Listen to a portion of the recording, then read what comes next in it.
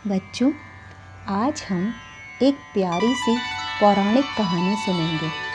कहानी का नाम है माता पार्वती का महल। एक समय की बात है, भगवान शिव कैलाश पर्वत पर तपस्या कर रहे थे और माता पार्वती वहीं पास में ही बैठी हुई थी। तभी नारद मुनि विचरण करते हुए वहाँ प्रभु के दर्शन के लिए पहुँच जाते हैं। नारद मुनि कैलाश पहुंचकर देखते हैं कि भगवान शिव तो तपस्या में लीन हैं। तब वे माता पार्वती को प्रणाम करते हैं। माता उन्हें आशीर्वाद देती हैं और पूछती हैं, बताइए महर्षि, यहाँ कैसे आगमन हुआ? तब नारद मुनि कहते हैं, कुछ नहीं माता, मैं तो बस आप दोनों के दर्शन करने के लिए आया था।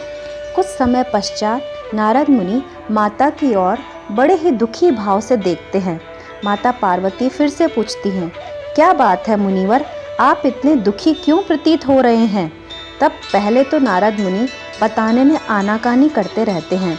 फिर माता के कई बार पूछने पर कहते हैं कि हे माँ जग जननी, मैं आपको देखकर बहुत दुखी होता हूँ। आप इन कठोर पर्वतों पर कैसे रहती होंगी? आपके पास तो रहने के लिए अपना एक छोटा सा महल भी नहीं है और बाकी सभी देवियों को देखिए कितने ठाट बाट से अपने अपने महलों में रहती है। तब माता नारद मुनि से कहती हैं, महर्षि, मुझे यहीं पर अच्छा लगता है। मेरे भोलेनाथ भी तो यहीं पर रहते हैं और ये सभी गण देखिए, ये सब भी तो बड़े आराम से यहीं पर रहते हैं। तब नारद जी माता को बीच में टोकते हुए कहते हैं, माता, भोलेनाथ तो योगी हैं, हर समय तपस्या में ही रहते हैं। उन्हें क्या मालूम महलों का सुख क्या होता है, और ये गण, ये तो जहाँ भोलेनाथ वहीं ये सभी। परंतु माता, प्रभु को कम से कम आपके बारे में तो सोचना चाहिए था ना। ऐसे ही नारद जी अपनी बातों से माता पार्वती के मन में महल बनवाने का बीज बो देते हैं और वहाँ से माता को प्रणाम करके चले जाते हैं।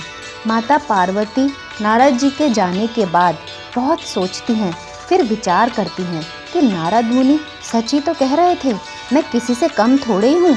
मैं भी देवों के देव महादेव की अर्धांगिनी हूँ। मेरे पास भी एक सुंदर सा महल तो होना ही चाहिए। फिर वे भोलेनाथ के तपस्या से जागृत होने की प्रतीक्षा करने लगती हैं। जब भोलेनाथ तपस्या से बाहर आते हैं, तब माता उनके पास जाकर बड़े ही प्रेम से कहती हैं कि प्रभु, मुझे लगता है हमारे पास एक महल होना चाहिए।